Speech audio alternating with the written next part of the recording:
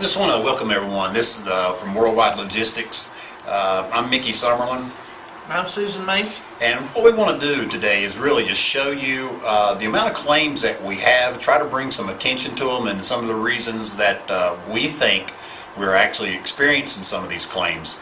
It's real hard to get in front of everyone with having so many terminals, so this is just something we're doing just to give it a trial basis to see if it works, see how many people really know what kind of claims are being called in, what type of damages, where they're coming from, and what our customers are actually thinking and what they're seeing. In most cases, when they see these claims, we are the carrier. They think we tore it up, they think we damaged it, and a lot of times that's not the case. We pick the product up, we pick it up with visible damage and concealed damage. A lot of times our shippers load the trailers that way for us with damaged items on it that's coming out of the cartons. So we're going to try to raise the awareness. In the first part of this presentation, we're going to show what a 4-week period of claims looks like. Susan does a great job on taking a spreadsheet. She keeps up with it on a weekly basis, and she takes this spreadsheet, and every time someone calls a claim in, she reports it. We take this information, we send it out to all the terminal managers and let them look at it just as a snapshot of how the week's turned out. Susan, you want to add anything to that? And I think you'll see from these reports, the claims that I do receive weekly, it'll kind of blow your mind at the volume that we're dealing with here. Alright, so we're going to step out in front of the camera, and behind me you'll start seeing some screenshots, and we'll talk to you as we progress through the screenshots.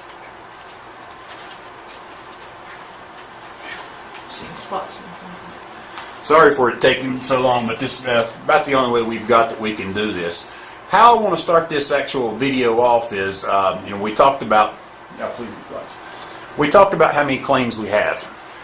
When we get these claims, I hope you can see all this pretty well on this video. I think they'll come out okay. You guys can blow them up, do whatever you want to after you receive them. But if you look at this, and what you're looking at, it's a spreadsheet. This spreadsheet here, if you look at it, is the claims that were received the week ending of July the 30th. During that week, we had this, all these claims filed, or in a lot of cases they're not filed yet. But what we get is we get a report from the driver, we get the shipper calling us, we get the delivery, customer calling us. But they call us and tell us, hey, we've got this type of damage. Or if you notice in the the first one, it's an order, it's the pro number, you can read it. They got the shipper is ACO. Then you also have it originating in Riverside. It was taken to Puyallup. Puyallup in turn delivered it. And we have a concealed damage claim. And if you look at the amount, it's $1,099. The second one down, you see another pro, Bernhardt item. It's a local shipper here in North Carolina. It originated in Morganton. Morganton took it and delivered it en route, and the piece was lost. Now, we don't know if that piece was actually ever came into this facility. All we can tell you is the driver signed for it, and that was one of our big meetings that we had with all of our local drivers. And I hope everyone at the terminal level takes their local drivers and has this same meeting with them. When you're signing the paperwork, make sure you're signing for what you're getting. We, in a lot of cases, will sign that we received a bed, and the bed will come in and it's in 3 cartons. However, the shipper puts his bill of lading, he lists it as a bed, and it's 1 carton. So it creates us overages. It creates us, a lot of cases, before the overage even gets reported, they've cross-docked it, they've loaded the headboard, left the footboard and rails here, and the overage comes in, we find it, well, it was a cross-dock, it left out yesterday. So it creates another delivery and an unhappy customer.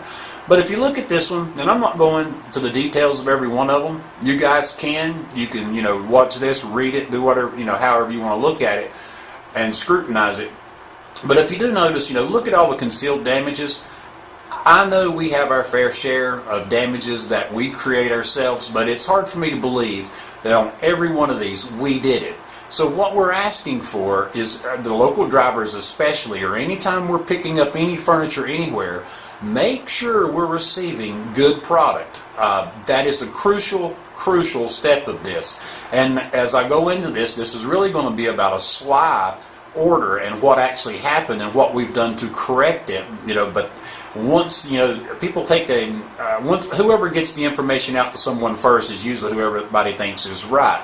And that's not always the case. But if you look at week 1 that we're going to show here as demonstration, and ended the week of July the 30th, all these claims that you see here, and I'll scroll through them a little bit quick because I just want to get to the bottom page.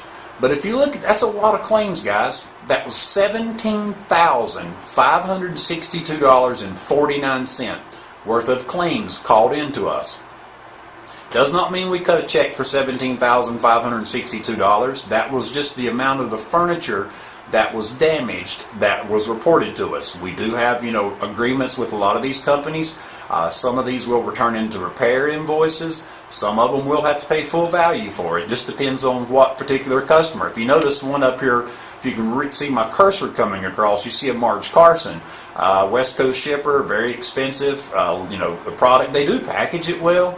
But in this particular case, you got an $1,824 agreement.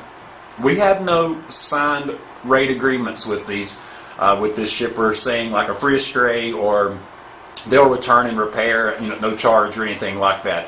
These Marge Carsons and several of the other ones really eat us alive in the dollar values. But week 1, $17,500. So we're kind of shocked. So we start off week 2. This is the week ending in August the 6th. You notice the same thing we have. We've got upholstery. The first 3 of these are upholstery. One of our biggest problems we have. We rub a lot of holes in them. They get drugged through the warehouses. They ride beside a cardboard. The plastic is thinner now. The shipping is, one of the ways that they take so much of the cost of the transportation out of it nowadays. Used to be everything was cardboard box, and they went to a shrink wrap, then they went to a plastic that's even thinner than the shrink wrap they were using, previously. They used to put it in trays, used to use corner blocks, then shrink wrap it. And if you look at a lot of the upholstery today, it's down to a very, very thin piece of plastic that's on it. It's not even heat shrink or heat shrunk to the end of the items anymore. It's just taped to the bottom. Some have trays, some do not. And it's getting cheaper and cheaper. And it's the same way within our case good industry. A lot of our packaging in our case goods, if you notice the next 3 items after you get through 3 upholstery, there's 3 Hooker items. Hooker does okay. Hooker, their product, we have a lot of damages with them. They work with us pretty well, but they're one of the, I guess you'd say like an industry terminology nowadays, directional packaging. And what does that mean? Does that mean just because they put arrows on it? No. The arrows are showing how the best for this material or these items to ride. And it's not only because that's the only way it will ride, it's where they're putting their internal packaging. A lot of times, like Hooker, we had one dining room table, we've ordered 4 of them. And we keep getting damages on the sides. Well, the sides of the tables are not protected. That's not the way they wanted the item to be shipped. They wanted the item to be shipped laying flat. So that they no longer have to put these side corner blocks or whatever in there. Same way with a lot of the end tables and things. They do not make it to where it can be shipped in any direction. So, that's where the term directional shipping is coming from. If you look down through here some more, you see another one that's very expensive. That's visible damage, Inscape. It's a third-party logistics company. They bring it to us. It came into Dallas. I think it comes from Canada. Remember the shipper? Western Logistics. MacArthur Express delivers it to us. So I take it, since this one's a visible damage, we either damaged it and we hauled it out to the place it was going to for delivery, or we received it damaged. And that goes back to the original, what I was talking about. We've got to make sure the product that we're receiving is in good shape, and that we stand a good chance of getting it delivered. That's a very important part of all of this. That Kimball office, or the Inscape piece, office furniture, $2,000. You got another one, Omni America here out of Riverside. Riverside hauled it up to Stockton. Stockton took it out and delivered it. We got concealed damage, $2,050. So another one at the bottom of Tharcoggin, Morganton, concealed damage, $1,850. So you look at the end of week 2, you've got another $11,000. You had $17,500 to begin with, so you're at $29,000 in 2 weeks that have been reported to us. You go to week 3, ending August 13th. Starts out exactly the same way. you start out with the furniture, visible damage. You know, we stand very little chance on visible damage of ever winning those. You look down through, it's the same, the same people. You got American Furniture. You've got it originating in Puyallup. Puyallup was delivered it, so that it never went outside of Puyallup. It was in their hands. Riverside to Dallas, Riverside to Milwaukee, Morganton to Morganton, concealed damage on Bernhardt. We got $95. That was a very cheap one.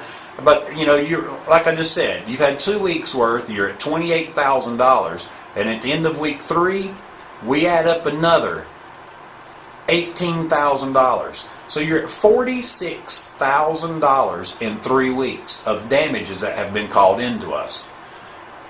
The last week on this report that we're going to show you, week ending August the 20th. And I'm not giving you data, guys, that goes back 8 months ago. I'm giving you data that ended 2 weeks ago.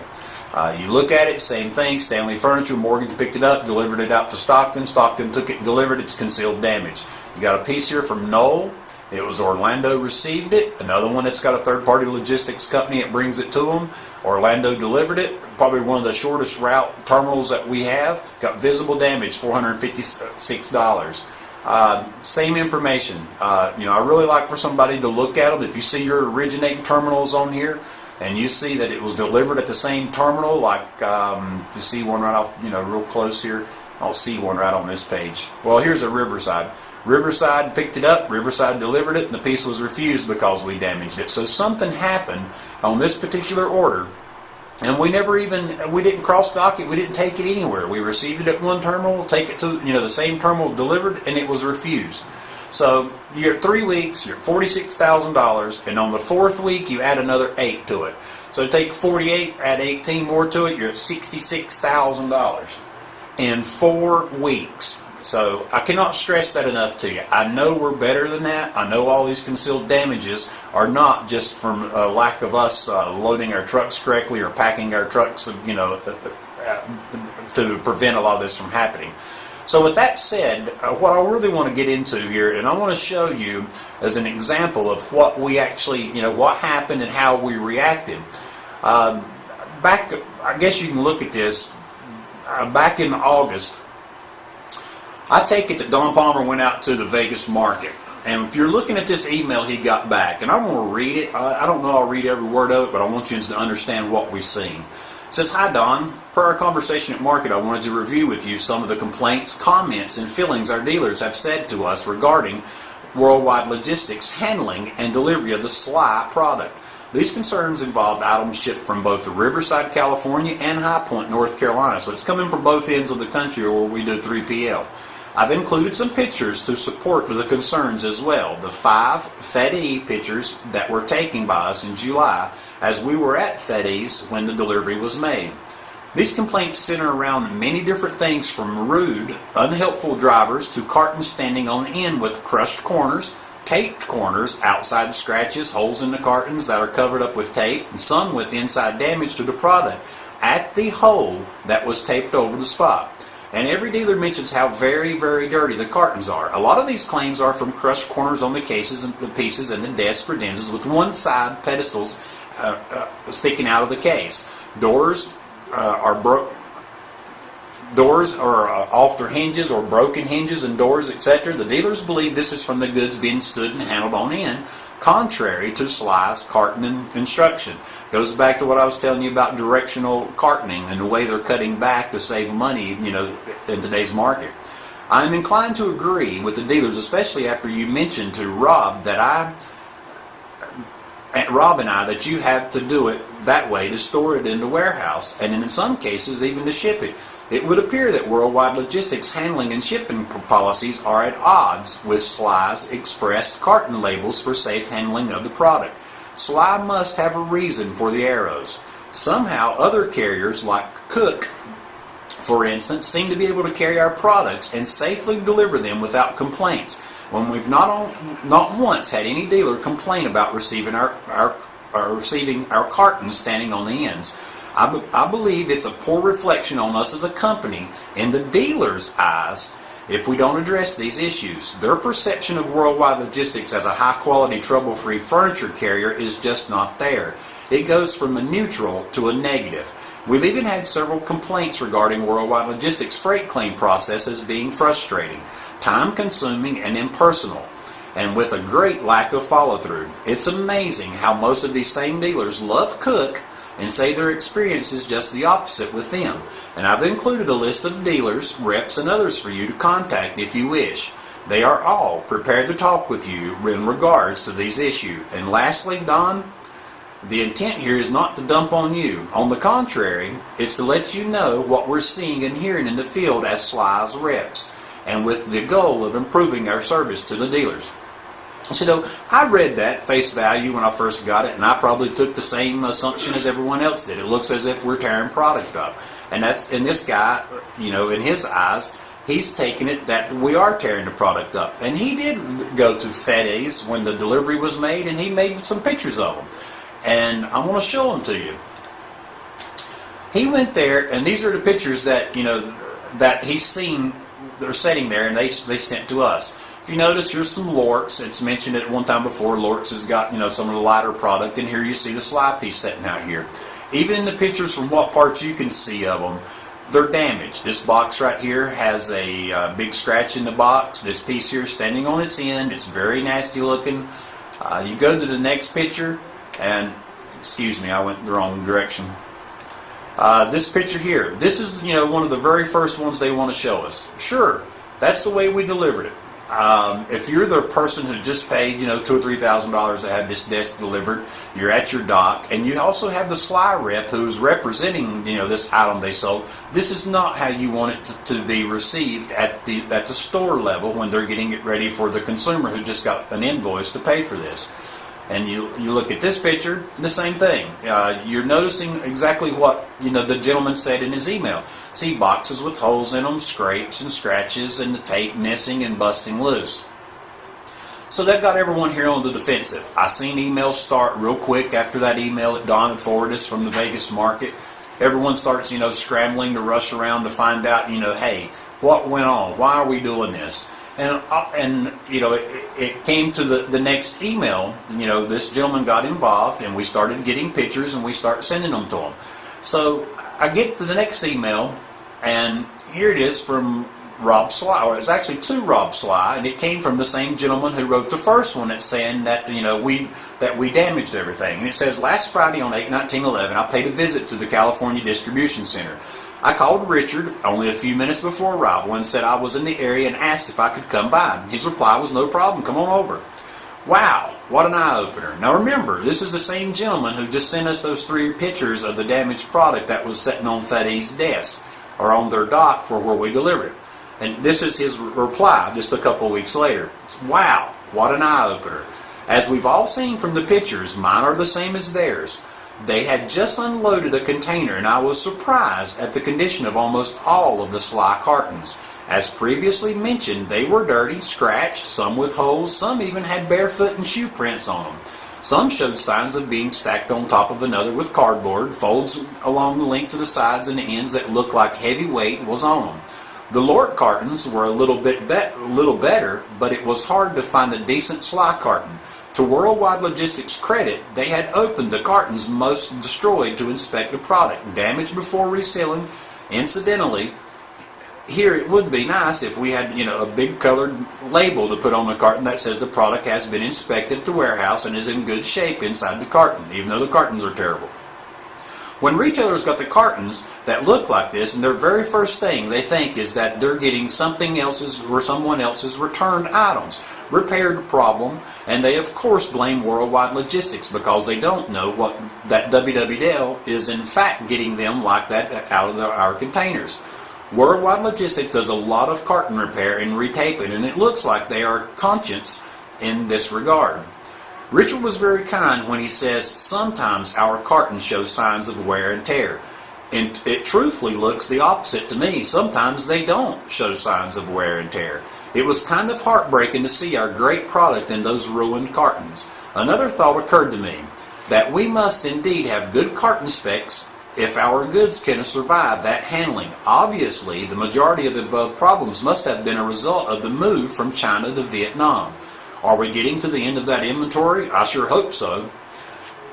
With regards to, I'm going to raise it up a little bit. With regards to Worldwide Logistics' handling of our goods in their warehouse, Richard says that they really need the stand desks, credenzas, and consoles, and the long cartons on the end because of the racking issue. That it was easier and safer for them to slide the carton into the rack on end, and that there wasn't enough room on the racks to lay the items down as the arrows requested. Richard also indicated that he knew that there was a lot of Worldwide Logistics drivers who carry our product on end as well. I asked him if he could tell them to carry them correctly, and he said he would ask Don Palmer to tell them because he's the boss. Richard was helpful and went out of his way to show me around the whole warehouse, including Magnuson and some of the other manufacturers he pointed out whose cartons were all clean and organized, and etc. I left feeling better about Worldwide Logistics in the sense of how they were consciously checking out and repairing each of our cartons as they came off the container, but concerned about how they really are storing on end, and in many cases shipping our product on end. I also purposely didn't include Don Palmer in this email in case we felt the need to discuss internally before getting back to him. Okay, and now you notice here, the first email you guys got to see, the email of where he says to call Cook Transport. They do a better job. Call these dealers because they're going to tell them that the cartons look bad. Worldwide Logistics is tearing everything up, and now he's taking the time to go to our facility and look at the cartons himself coming off, and he done it as just a spot notice. He didn't really tell everybody that he was coming way ahead of time. But that's what gets me to this point here. What I have been working on for a couple months in this warehouse in North Carolina, in Morganton, is I'm trying to get everyone to report to me inbound damages. A lot of times these sales reps, these stores, these manufacturers, the product is imported, they never see it. Especially in this case, the product is sold through Sly, but we warehouse it for them. They don't even have their own warehouse, so it's so important for us to get in front of this and instead of behind it. In this particular case, in these pictures I'm going to go through, this was a reaction to that first email I read you where it said that everything was dirty and we were tearing it up. So we jumped straight on the defensive, saying, hey, it's not us, it's the way the product's coming in. And this is actually what we're going to start seeing. If you look at the first one, you see a double stacked Sly pieces that are sitting there. Typical for a container, they're going to maximize their cubes. Don't blame them. You notice right here what you see. This piece here was evidently it was stacked by a lift of some kind, and they crushed a corner. They pushed a corner in on that box. When you go to the next slide, that's the bottom piece of what it actually what actually happened. Okay, this piece is torn up. I'm not saying the product's damaged, but when we arrive at the destination, make the delivery, they think it's us. They think we're the ones that's doing this. Goes back to the first email. Go to the next picture. Guess what? You got the same pieces. You got cartoning that the tape's starting to let loose. This thing's actually bulging in the middle, like it's something's coming out. Then we get to these items. Look at it. You can tell right away this item's been on its end. It's even got toe marks. You can see the feet print right here. If you can see them on here, I'll try to blow it up a little bigger, just where you can see them. Those are toes, guys. Those are not shoes. Those are toes. And the box is torn up. We accepted it that way because we didn't have a choice. We unload their containers. However, we make notes of this stuff and get in front of it with our shippers instead of waiting till it's delivered to a dock somewhere and them taking notice and thinking we're the ones that done it. Same thing here. See the feet print, especially up here in this corner. Those are toes. Same box. You notice here, this piece here is torn. The box is torn open. What do we do? Have we been contacting Sly and telling them to come over and look at the condition of it? I don't think we have. If we were doing this, we would not have got the first email and would not have got that list of dealers to contact about our condition of the boxes. But this is how we received it, and we just let them, do this to us and let them send it to us. So then we get into some, what actually happened. Here's some of the pieces. They're tore up, guys. This one here is busted. You can tell how much it is. You got glass laying in the bottom of it here that fell through. You got a piece here that the back of the case, the shelves in it's come loose. This piece has been hit pretty hard, whether it was being slid off the back of a truck. However, this one here, you can tell it fell over, got the corner crushed on it. You see what it's made out of? Guys, there's very little wood in this product nowadays. If that camera picks it up, it's paper. Y'all know it just as good as I do. You know it happened while it was in the carton because you have the cartoning material here still stuck in the grain of the wood from where it was bent over at impact. Now, whether this piece fell off the top stack, where it fell in a warehouse, whether it was hit by a walkie rider, something happened. You definitely can tell it was tore up. Same thing, see the foam still stuck in the edges of the piece of furniture. This piece, took a pretty good drop. Doors broke off, the same thing he was talking about in the other email. It's apparent right here, it is. The top split all the way across, so that's pretty good. To hit one to break a top in the length of it, even though it's not wood, it's paperboard, or whatever you want to call it. That's a pretty good sized chunk, guys, to let one do it. And if I had to guess, the piece fell off the top stack or something of that nature. So then after we plead our case. They went to court first. They had their day in court. They filed their complaint about us. It started with that carton right there. That's how it started at Fide's. Then we got the email from them, telling us that how bad things were. It started with this one, per our conversation at Market. Then you go to the next email. You read from where he went over to our warehouse, and seen the product, that the way it was torn, the way it came into us, and how things look. There's one other email that I want you to see, and it's a follow-up that I think Don followed up with us. Don Palmer wrote this, and guys, I'll read it to you too. Don, I know you're probably going to be at this video, but I want to read it out loud for everyone, in case you're not there. Rob, I'll try to summarize my view of the issues and give you an action plan for worldwide logistics. I am, above all, grateful for the whole effort Bill has put into this. The obvious shared partnership we have amongst all of us in the fact that we're all on the same track, headed in the same direction. With respect to Bill's email, I have contacted most of the dealers he listed and found Bill's comments to be an accurate reflection of their concerns. All were very unhappy with cartons and, in 2 instances, damages. Kevin Litt, Mitchell Litt Interiors, has an approved claim that remains unpaid, and Kathy Manning Walker's Furniture has a damage that she thinks has been denied, but in fact has never been filed. I will handle a resolution of the Litt claim, and Nikki Summerlin, our National Claims Director, will be talking with Kathy to resolve her issues to her satisfaction. I was encouraged that none of them had any disparaging comments about our staff or drivers, basically enjoying their worldwide logistic experience, including Mark Fide. Maureen Holm, PTS, even said that she prefers filing claims on the internet and finds it easy to administer that way. According to Mark Fide, the bad carton delivery that Bill witnessed did not have any damages that Mark was aware of, even though they looked that way, guys. With respect to the problem, I think we'll all agree that for the most part this problem surrounds large 250-pound plus pieces that originated in China and were transferred eventually to Vietnam and are presently stocked in both the Riverside and High Point locations. Of the Stockton Worldview, Riverside has 22 SKUs that are over 300 pounds and 33 more SKUs are between 250 and the 300-pound mark. The 250-pound factor is a big issue because it reflects the outcome of the handling issues. As obvious as that this is, we have to be mindful. Excessive weight creates an excessive amount of stress on the carton and the handler, unlike so many lighter SKUs in the Loft series. The Vietnam product seems to have a more rigid carton material as well. Mickey ran a report of the slice activity for the western United States from Alabama, Louisiana, Missouri, Washington, and all points west. The Midwest and the Northeast are not handled by Worldwide here in Morganton. For the year of 8/15 of 2010 through 8/16/2011, we had 14 claims filed on Sly product from all the receivers that were receiving it.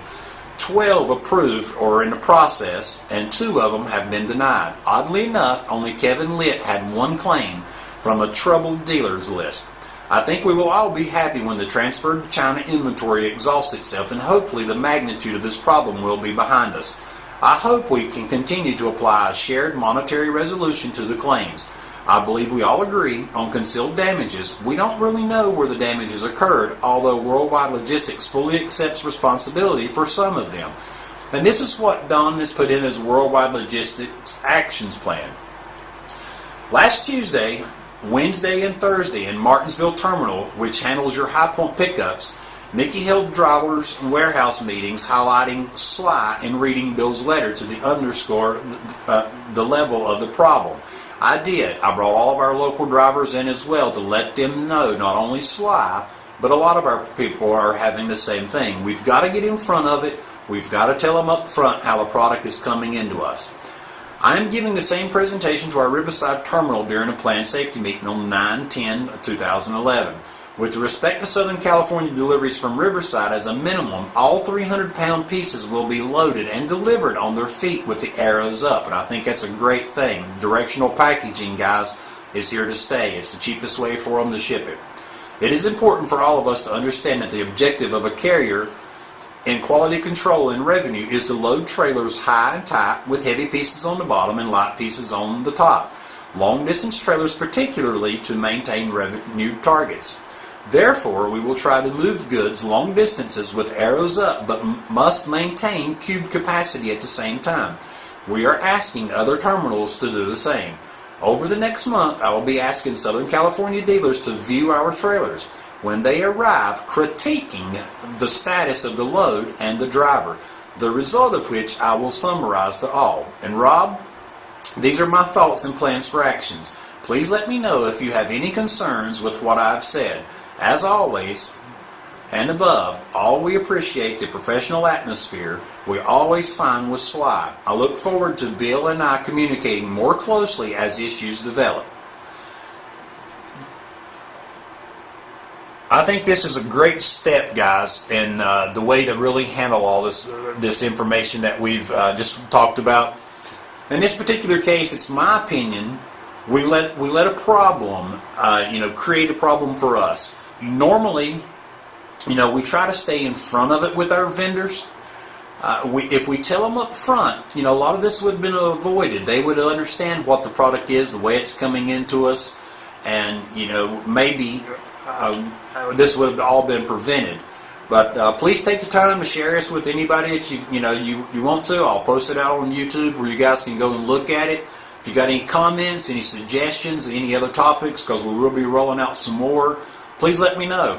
And notice one more thing. This is really important. If you look down here at the bottom of this computer, if you notice right here, drivers apply here, we have added an ad here. So if you guys know of anyone, it's out there looking, we've actually added a place for the drivers to fill out an application that ought to come in handy to us. And thanks again. Hope this information helps everyone. Susan? Anything? No. All right. Thank you.